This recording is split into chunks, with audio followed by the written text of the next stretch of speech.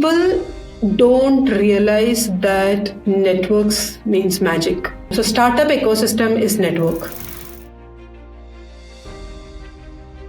You could be having the greatest of the ideas, you would be having all the money in the world, but if you are not able to bring together the right set of people to work for you, make a decision which is going to, you transition for the next 3 to 4 years of their life, or maybe 10 years of their life. And if I don't enable them with answers in my very first call. What makes startup hiring different from a corporate hiring? When you're talking about startup, right? See, velocity is everything for startup. Whether it is bringing people on board, whether it is shipping a product. One very important question when you're actually hiring for yourself, for your team is, you genuinely need to have an answer that does this person have a career path 2 years from now? Or don't bend it just to accommodate and hire because you believe that this is going to change everything for you. What's one hiring myth the startups must stop believing? For sure that you need a lot of resumes to make one hire. That's a myth. You just need one resume. That's it. Recruiting is a very serious career. I would like to see more and more smart folks actually looking at this as a career option, right? Instead of just writing a static job description, I am actually putting a assignment which is very, very relevant to what they will be doing in the organization. If you are actually giving them the reason to take the assignment, people actually take an assignment. If somebody is not taking, they're not anyways going to come in. Most of the CEOs say hiring is their most important decision that they make. However, recruiters are the most undervalued and they are just seen as a coordinator. So today, let's change this narrative on Swift Published podcast. We have brought you a human who has worked with multiple startup teams, including NVIDIA AI, and she is now part of an early stage venture capital called North Point Capital Management. Before we go, a small intro about Swift Published. Swift Published is a team of tech people who are building in tech-focused people into this podcast to build a tech community around the globe. I am Darshana, a lead developer hosting this series of Women in Tech for you on Swift Published. Here I am introducing today's guest, Ancy Verghese. Over to you, Ancy. Would you like to give a short brief about yourself, what you have been, your expertise and your knowledge here? Thank you, Darshana. I have always been part of early stage startup, been lucky enough to be in two geographic locations, been in Bay Area and then, moved back to India. Worked very closely with the venture capital firms, both the places. Like I was sitting out of Sandhill and also now back in India, I've worked with multiple venture capital firms. And that has put me in a position where I was mentored by really great folks in the ecosystem. Worked with almost 50 plus founders, see some success stories being written because of the early team that we have put together. I hope this conversation can help us bring some insight to the whole ecosystem of recruiting, the hiring challenges, and the recruiters themselves. Thank you, Ancy. So let's start with breaking some myths and reality around the recruiter role. So I've seen that hiring the best people is something that you can do great for the company. What do you think as a recruiter it plays a crucial role for a company to start with? Understanding that the role a recruiter play also depends on how seriously someone look at that specific role that we want to hire for. When we are looking at hiring a recruiter, I have not seen enough of homework and research going into the DNA of the people that we are looking for, especially for the startup ecosystem, because in some form, recruiter is trying to emulate the founder themselves, right? They are responsible to build the DNA and scale the DNA of the people that the founder believes in. One of the myths that people really need to break is that recruiting is not for everyone. It requires a lot of passion. It requires a lot of analytical thinking. It requires somebody to be very, very, very focused on mapping into the specific DNAs that we are looking for, and also think like a founder. The biggest factor is that a recruiter has to think like a founder and, not scared to question things. That is one thing I miss. Recruiters believe that we are a set of folks who just need to follow instruction, whereas I believe that recruiters are the people who really need to question everything. Like it should be a lot of whys before we actually get onto the ground to find people. So I think that is one of the biggest myths that I would like to bring about a break or a change. Okay, so this sounds interesting. So you did say that recruiters also have to see how a founder will run this company. I have a different question here.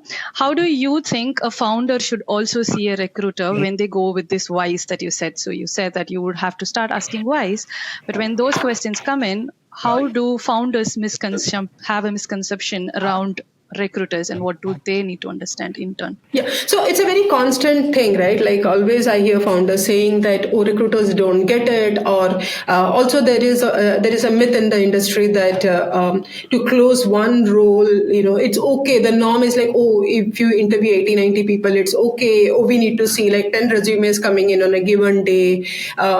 These things are considered so much a norm, which actually baffles me because a recruiter's role essentially is not to increase the work of the founders and the founding team. Primarily recruiter's role is only two things. Like, just ensure that you are laser focused on finding this one hire that we need. You are saving the time, first of all, for the team, the founders, and also you have done your due diligence to ensure that after investing all this time, this person is joining us and also staying with us for the long term, right? So when a founder is actually thinking about a recruiter, what he really need to understand is, a recruiter has to be really enabled. A recruiter will have to have all the access, and also he will have to ensure that a recruiter is somebody who has a lot of critical thinking in their DNA. Like not an instruction taker, but somebody who is ready to challenge things. He just need to know that the role of a recruiter is not just finding a resume, but the role of a recruiter is to get him that one perfect hire that he's seeking in the stipulated time frame with the quality that he's seeking, and also making sure that the person, we don't have to chase, but they're motivated and they're definitely joining for sure. So these are all not like different problems. These are all part of that whole gamut that you're trying to build, when you're talking about a hire. I get that. So when you say that you find a person and you also have to ensure that this person joins the company and continues to live in the company, and not like getting an offer and then the candidate actually tries to go on to a different company. The candidate has to be motivated to come and join the company for where the recruiter has spoken.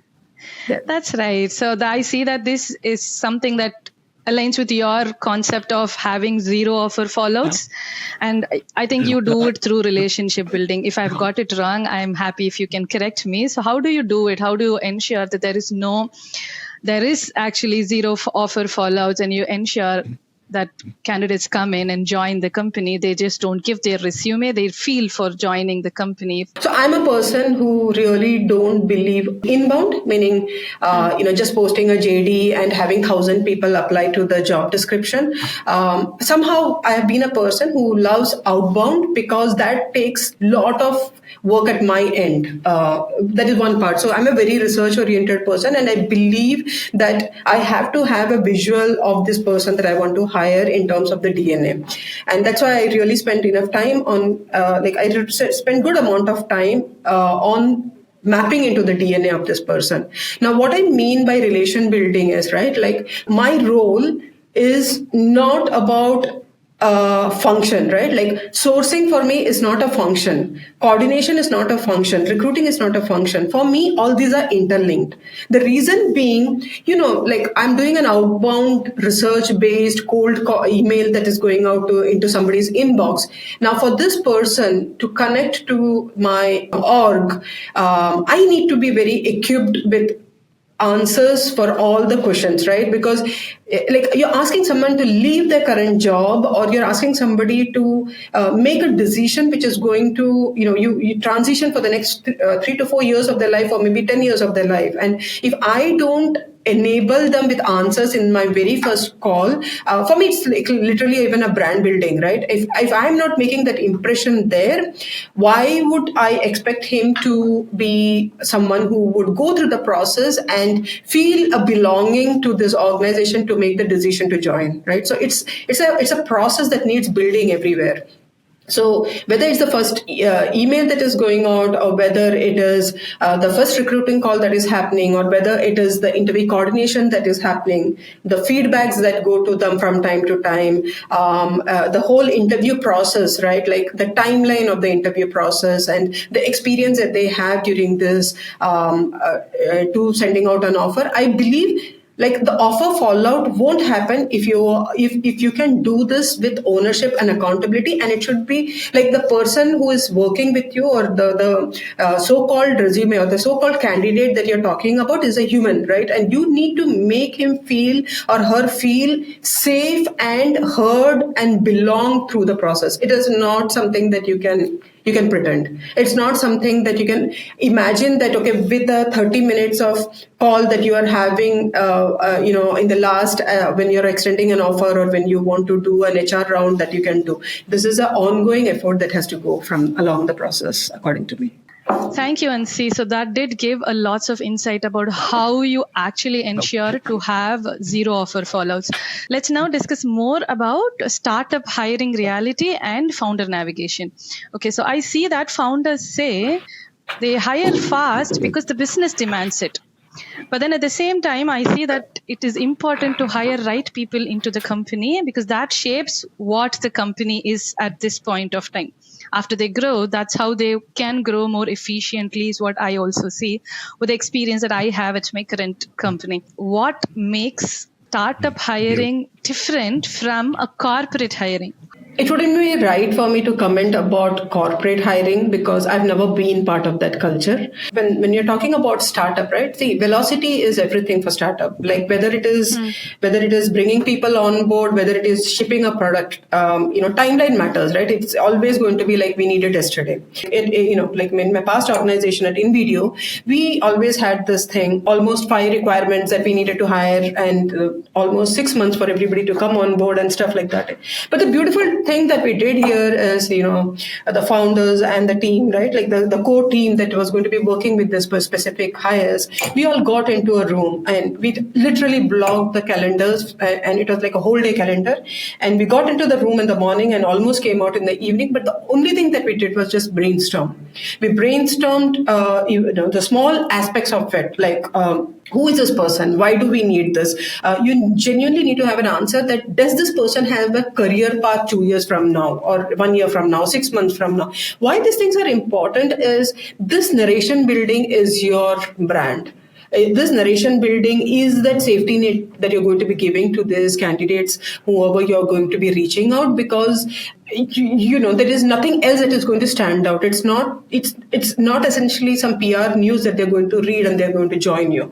They really want to feel it's real. They just want to know that we have thought through all this thing. If I call someone and I've shared all these informations with them, and if the next time I'm calling them for coordination and my number is not saved on their phone, I take it very seriously. For me, these are signals that I don't take lightly. I don't want my team to waste time and realize towards the end that, we were just like, somebody was just taking us an option and we couldn't identify this. And so offer, when you extend an offer is not when you're actually losing a candidate. You are losing the candidate in every stage of the process. And that's why I said like this, every stage of the process matters in recruitment for a recruiter. How the candidate ask you the question to how soon are they available to interview with you, their flexibility, how they treat you, their curiosity to know their feedback, and how prepared they are for the interviews. Everything matters, right? And this you cannot do unless and until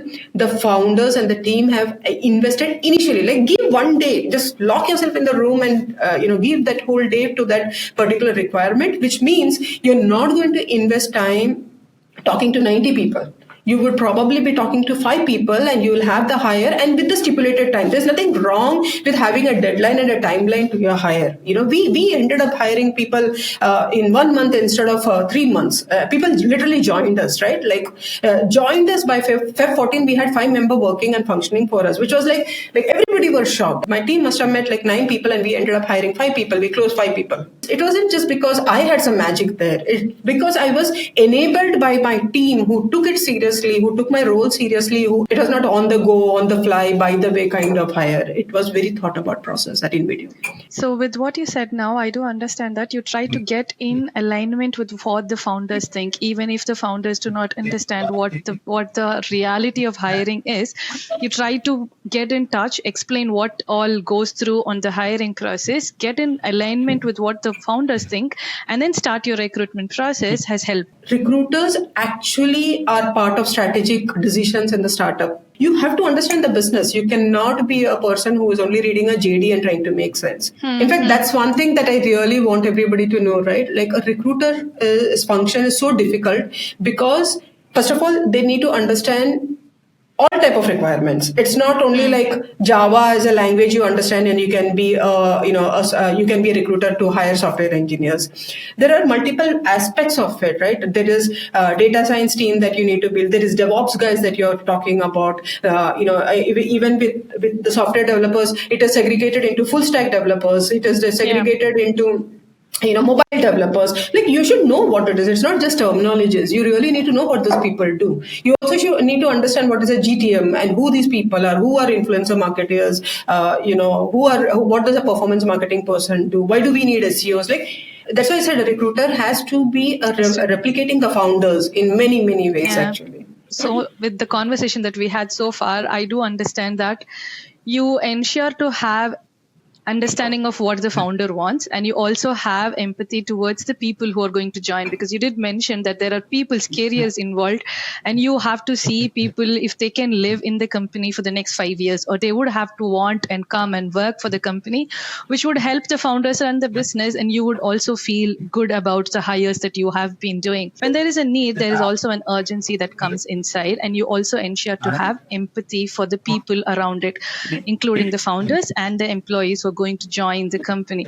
How do you basically ensure or try to do a balance between this urgency and an empathy on this recruitment journey? One of our portfolio had a very interesting situation where we wanted somebody to join us like right now. He had a lot of personal challenges. One, that they had a newborn baby, and his wife, and they had a support system back in Gurgaon, and we want him to join in Bangalore because remote work was not possible. If you tell him that, hey, you join now and let your family come after 3 months, it's not fair, right? Like on his wife, for us to expect something like that. So the only thing I did here was I said, okay, let's do this. I'm lucky, I would say. I'm empowered in many ways because the founders really trust me on my judgment. So all I did was we went and found him a house, which is fully furnished. All he had to do was, they just had to move in with suitcase. Yeah. And it was fully paid for. He didn't have to worry about his rent. He didn't have to worry about his commute. He didn't have to worry about relocation. Basically, what we did was we made it easy in the decision making. Yeah. In the bigger picture, when you look at it, these are not expenses that you really have to be worried about, because, once he's onboarded and when he's he's working for us, things have just moved at a crazy velocity, right? That means millions of dollars for us in a startup world. So you have to be very human. You have to put yourself in the shoe, and you have to think if I was in this position, how would I? It cannot be this is our policy and this is our framework. I genuinely don't have a framework. I really don't believe in frameworks because it's in startup, and especially when you're building the founding team, it is not the frameworks, it's the timeline that matters. It's about getting that right DNA of people together who understands urgency in every form to get stuff going, right? So I think you need to do what you need to do, actually. Again, I'll come back to this. You need to think like a founder. Even after you do all these things, you never know if the person is joining, but then you did take that extra one step to give all that comfort for the person. That would have moved him and the family to say that, yes, this is the place that I would join, because you took one step ahead. Now he is taking 4 or 5 more steps ahead to contribute more to the company, and you see the returns also coming in, right? It's not only finance, it's more about people's feeling is what I see from the answer that you gave It's me a for the culture, previous right? question. Yeah. See that indirectly translates into the culture of the organization. Where what I am very focused on, or what I really believe is like, what kind of culture do you want, right? Like, do you want to build a culture which is very problem focused, or do you want to build a culture which is solution oriented? So if I myself cannot be solution oriented, how am I going to build a culture that is solution oriented? You have to give them the experience so that they start reflecting that experience back into that ecosystem. Yeah. So I believe in practicing whatever I believe. That I think, and that changes a lot when you are building teams, especially for startup. You need that.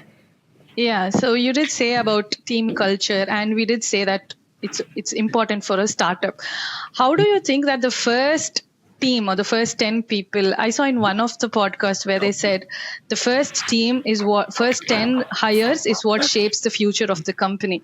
How do you see to build that culture or ensure the retention on the initial set of team? Because that is the team that works hard.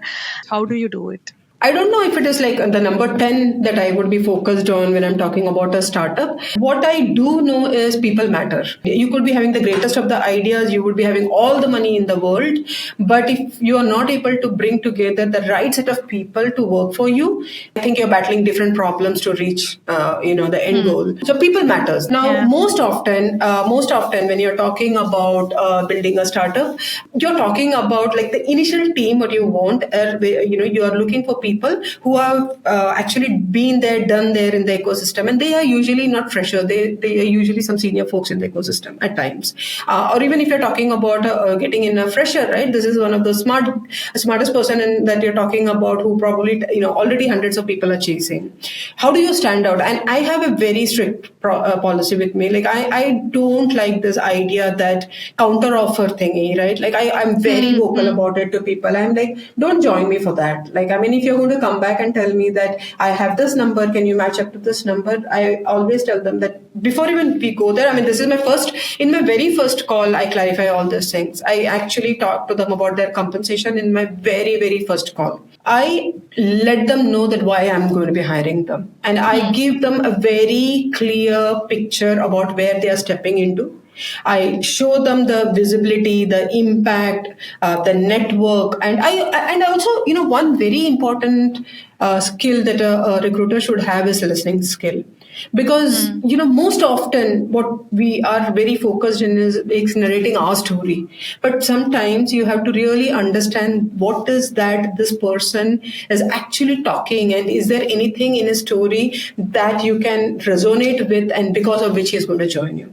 Because these are senior people, you should attract them to join you. I mean, why you need to invest so much time here is this whole retention thing that you're talking about. They're the founding team, and you never want to lose anybody in your founding team. Don't sell them dreams about one of the best, and we are going to crack the world's biggest problem and all. No, that's not why you want them to join. What I tell them is, listen, you're going to be joining me for the next 2 to 3 years. I often even tell them, maybe in the next 2 years you're not going to get a hike here. I also tell them that my offer is probably going to be the most lowest offer among all the other offers that you're going to have. I mean, it's not like I don't give them hike. It's not that I don't give a competitive offer, but I just try to set the expectation to that, because it will be worth it when I give them a really good offer at the end of it. But also I know that I'm actually hiring for the right reasons, and I'm not hiring somebody just because I'm giving him some extra buck extra, right? And because what is going to happen in a startup? It's a given, right? Startup is not going to be a very easy journey for sure. Yeah. It's a sinusoidal wave. Some days are good, some days are bad. Most often it is going to be bad days, but you need people who are going to stick around during these times. Like when startup has challenges, we don't want to invest time trying to figure out how to motivate your team. Very classic example is at InVideo. When I joined, my first task was to reduce the team from almost 240 to 70 people team. My challenge was not like letting go of that 130 people. Okay, of course it was. I mean, I had to be I had to have very strong connect and narration to these people as to why we are doing it, and ensuring that they're safe, making sure they get a job, being in touch with them. All those are given. I did that. I mean, but the bigger aspect that I really had to focus on was, how do I retain the 70 people team, right? Like the one that are existing, what is their motivation to stay, and how do I ensure that none of them are leaving the ship at this moment, kind of thing. So these things have to be really thought. I mean, that is why a recruiter's role is so crucial, right? Like, so you really have to be somebody who look at your role, not just a resume or a JD, but you really own it up. You really own it up. You really do feel for the people. You really have to connect with the people to ensure that it's not just the first 10 people. I would say every hire is important, and every hire has to join you for the right reason. Yeah. Even in the midway, if you hire someone who's not the right fit for the company, it could still spoil the culture. Yeah. So when you mentioned about all these things, I was curious to know, what are those early red flags that you see on this discussion? You did say that you honestly tell the candidate about what you can expect in this company for the next few years, and then what is it going to happen on the longer run. So what are those things that you see that a recruiter has an eye for, probably founders can miss seeing these early red flags? Could be hiring, or could be for an employee who is inside the company. You see that there is a chance of a red flag for this person, and we have to sort this out. Have you seen anything like this and try to sort it out? Of course, I mean, of course, that's a part of our daily life, right? Like filtering out people. First and foremost is understanding the DNA. That's why, again, it again boils down to the founders and the founding team, right? So how the clarity that the founders and the founding team have about the culture that they want to build is something that you have to really, really understand. It's not like you have to understand theoretically. You are the one who's designing it. Like you have to be part of that journey yourself to understand what will work and what will not work here, kind of thing. Now, how do you filter that in your interviews? Essentially is actually being very, very rooted in the process. You have to be very involved in the process. It's not you're standing outside and just following certain instruction. Like there are situations where I have spent, like just today morning I had this one scenario where I was talking to a very senior product guy, very senior product guy who comes mostly from all the Fortune 500 companies but very smart, like very strong references. He has actually built products from ground zero, scaled it to a different level. And now he's reached a stage where he thinks, okay, he need to consider some early stage startup opportunity. So for me here, the problem, when I was talking to him, it was very clear, right? We want him. He's a great guy. He has been there, done there. He has a domain expertise. It's like a ultimate person for us. But are we the ultimate people for him? Like, I had to ensure about that. And I was very candid about him. I don't try to build stories. I'm just real with them. And I'm very okay to be vulnerable with them and let them know this is how I feel about you. First of all, he's working for Fortune 500 companies where, while your base is one component, you have something called stocks, which is not just paper money, it is actual money, and that they get it at the end of the year, right? So is he even aware of the difference, right? Like when you say skin in the game, what does that mean? So I literally ended up giving him so many pointers to think. Like he really thanked me at the end of it, because now he is really like investing time thinking of the problem in the right way. He's not thinking about just joining another startup, but he's thinking like, now if I'm joining this startup, how my journey is going to look on a day-to-day basis. Where do my comp stands? Like what is that I'm taking away from here? And also it is very important to explain I explained to him that I'm not saying that we're going to succeed and that's why you should join us. I told we might fail. But even if you fail, right, I gave him the narration, even if you fail, you are having a high visibility, you are making an impact. This is the set of the people that you're working with. Maybe you could be a founder because of all this experience, and it just resonated with them. He has like 15 years of experience in the ecosystem, and if I was just going to sit there and just ask him all the checklist questions, I would have had all the perfect answers from him, but it would not have impacted him in any way. And when we would have reached a final, and we don't even have to interview him, to be very honest, right? So it would all boil down to the compensation numbers, and it would not work out essentially. But after the call, I actually messaged, or rather, I have a note for myself that I think we'll be able to convert him, because he is connected with to the actual problem space. He's actually thinking about joining us for the right people. I'm making few introductions so that he can go and deep into his research. Enabling them, like working making sure that he is actually getting into that ecosystem, seeing people who have been in a similar boat and had a similar experience and how they navigate it. So important to actually make sure that you build those kind of narration and stories for these people. Okay, so with your experience, I do have some answers for the question that I'm going to ask you, but then I would like to listen from you if you have anything different with what I have understood on the conversation we have had so far. So looking back with all the expertise that you have and the experience that you have undergone, what is that one hiring decision that has made long lasting impact on the startup that you have worked with? It could be on a good side or on a bad side, but then one hiring decision that you feel that this has given a real impact for what you are doing now. You need to maintain parity in the team as the organization grow, right? Your hiring principles, don't bend it just to accommodate and hire because you believe that this is going to change everything for you. You have to make them bend and come into the culture that you have already put together and let them know and give them the safety to understand that they will be taken care. Build parity in the team or whatever differences you want to do over the stages, but don't bend it for from hire to hire and create a huge parity difference in the organization, because eventually then you will not have them or you will not have the existing team, because it's a very difficult culture to manage eventually. I get it. Okay, so let's quickly move on to a set of rapid fire questions where it would be quick instincts and not needed to have a long explanation. So you do know what rapid fire is. Is it about speed or quality? Quality with speed. Do you see the skills or the mindset? Mindset, for sure. Skills Culture can be fit? acquired. True.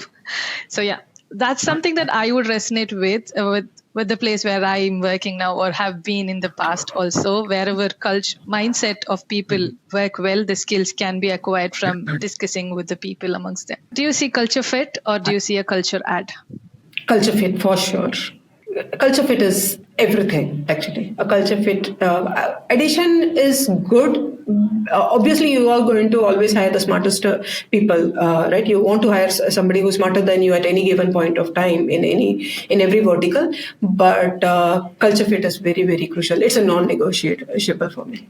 Founder's instinct or the recruiter's instincts?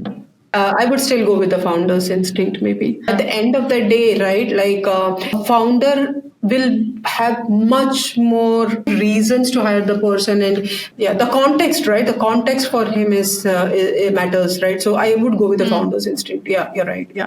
What's one hiring myth the startups must stop believing? For sure, that you need a lot of resumes to make one hire. That's a myth. You just need one resume. That's it. Trust me. You just need one resume. Because it's not resume. It's the people. If you have to give just one advice to the founders who are building their start team, the first team, what would that be? Enable your recruiters. Enable your recruiters as much as you would want. Because, see, like for a founder to put together the first 10 people will be easy from his own network. What he want to build after that first 10 come in is going to be the recruiter. So prioritize a recruiter DNA right in the beginning. I would strongly recommend that should be his first hire at any given point of time. So let's flip on the other side. What is that one advice that you would give to the candidates who would want to work on early startups, be it that's their first job, or be it for someone who's switching from their current organization to a different organization? But then when someone looks to join an early stage startup, what is that advice that you would give for the candidate?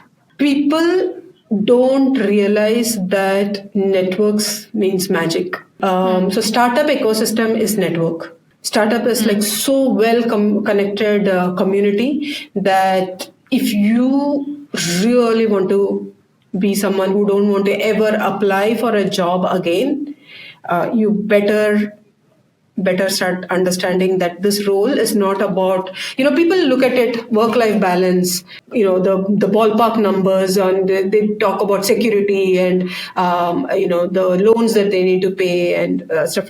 Don't get me wrong. I'm not saying that these are not important, but honestly, startup world is your ticket to a career, which is a very, very long term. Like, I mean, whether the startup succeed or fail, like, you actually build a mark in the ecosystem because of the kind of work you're going to be doing, the kind of people that you're related to, and the impact and visibility. That is what they miss on it. Nobody talks about this. Like in an Indian ecosystem, like mostly it is like we are just very shallow, short-term thinkers. Honestly, I just wish I could translate this message and tell people that like spend some time in startup. Give at least, I always tell people, give 2 years to startup, because see, a corporate job or a large organization always exists. But what if this one startup that has reached out to you could be the unicorn tomorrow, right? Like, why don't you give it a chance? Like, you are not losing anything. If anything, you're enabling yourself and setting your up for a much bigger role for 2 years from now. 2 years of your career, you can afford to be at a startup for the right reasons. For the right reasons. Yeah. And I do see that for candidates who are working more than the founders, for me, it's more than the founders, but then it could be that as much as learning that the founder has while building a business, the same set of learnings candidate also has. The velocity of it is more or less the same. The candidate also learns lots about startup, application building also could be from the scratch. Probably wouldn't be the same at corporate, right? They don't get a chance to work on an application that's built from the scratch for a candidate who's joining a startup. Yeah, I'll rephrase it a little bit different, right? Like, see, we always use this word building from scratch, and building a unicorn and stuff like that. Let me rephrase it different, right? Like, in a startup, every function know what the other function is doing. Every function know the business impact of the thing, the business impact of the things that they're building, how a user reacts, how do you, how do you make certain business decisions, why do you pivot. These are your true learnings, honestly. These are your true learnings, because see, even if you are a developer, even if you're a junior developer, when you have more context as to what you're building is going to be used in where and why and who, then I think like you actually start thinking, like you really think through the problem differently. Because you have the complete picture of what you're doing. Where do you fit in the puzzle? Is it essentially, right? So yeah. That is a big learning no college or like none of your education can give. It's coming from your day-to-day work. It's coming from the people that you're working day in, day out, and product that you're trying to build or the problem space that you're trying to crack. It's so many factors, which is like, you're so closely connected. Sky is the limit. And there is no, and most startups, the best part is like, you're not limited, that there is no permission system or a framework. You can just walk in and you can ask any question and you get answers to everything, right? Like, so. And so with this, I would like to wrap up with one last question. As a personal experience, you as a recruiter, what does your recruitment journey go? Like, how do you find that 1% candidate, navigate through them, and then you ensure that they join the company? What does your process look like? So for me, right, one of the very important aspect is like most functions in the organization, if you were to look at it, like they have a financial impact. Like developers develop something that is creating a financial impact. The GTM teams bring about financial impact, but mine is a support function at the end of the day, right? So I was always very keen on how can I make a financial impact to the startup, and that's when it struck to me, right? Like I am essentially the backbone here. Now the way I can make the financial impact is very indirect but also like very strategic. Now so that's why it's very important for me that I understand the importance of quality and time when I am operating. And now how do I bring the quality? By making sure that I ask all the right questions and understanding that why we need to hire someone, and making sure I have an entire narration and story for somebody whom I'm reaching out to, right? That itself is for me, that is so important, because I believe that if I'm not able to make that relation building with the candidates and take them along the process, there is always a flight risk that I'm wasting time for my team. So this part falls one. And the second part is like, when it comes to the process, I want to understand that what all can I take upon myself so that my team doesn't have to really invest time. Like they don't start investing time in the process until that we have a confidence that this is the person that we really want to. So what, like how I've gone about solving for that is like I ensure that I have at least like a 30 minutes video call with the candidates. I genuinely block the calendar. I make sure I'm spending the 30 minutes talking to them, taking very, very detailed notes. Now, these detailed notes also, right? Like I actually share, my first 2, 3 notes with the team and try to ask them if there are additional questions I am asking. Can I ask? Is there an example that I can do? Is there some other method that you want me to apply here? Like all those things. Like it's a mini interview in itself that I'm doing, but I invest that time because what ends up happening is this screening itself, it shields away from 90% of the people that you don't want to get into the system. So finally, when somebody get into the system, your team will invest time probably on 3 or 5 people max, because you are actually making sure that lot of the signals that you miss otherwise are taken care in by me.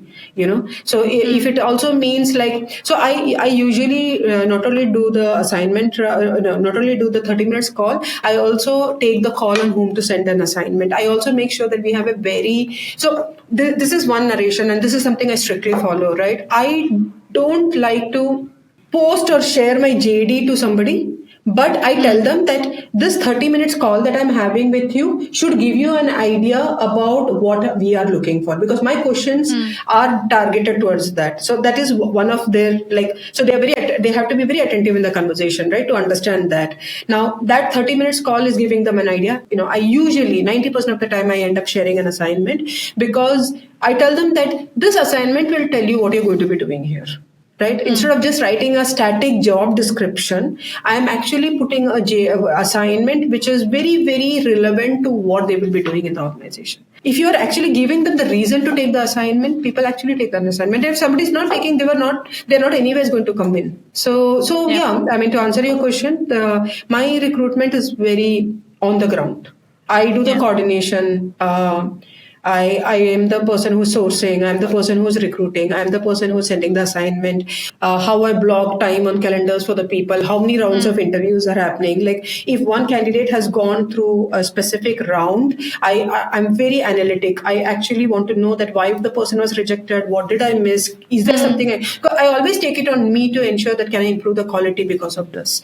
Because at the end of the day, the time my team is investing is priceless, right? Like they could be doing something else which is more directly impacting the finance. So I would want to make sure that I am very, very respectful. Thank you so much for all these grounded insights from you, Ancy. What I see with the conversation is that recruiters are not just going to fill the roles. They are the ones who are building the companies, the culture around it, and they also have lots of empathy towards the company that they are working on, and also for the candidates who they are hiring to. So with this, we are coming to the end of this particular podcast episode. If anyone wants to connect with Ancy, we would put her LinkedIn link on the description. You can feel free to get in touch with her. And this is Darshana. I would be signing off. Ancy, do you have any last few words to tell to the viewers? I mean, recruiting is a very serious career. I would like to see like more and more smart folks actually looking at this as a career option, honestly. Thank you, Ancy. It was nice talking to you. Thank you and so to much. viewers, subscribe. Thank you so much for your time. With all the technical difficulties, you were very friendly to accommodate our schedule also. Thank you for that again. For the viewers, feel free to subscribe Swift Published, and we would bring in more tech-focused people for the future podcast episodes. Thank you, everyone.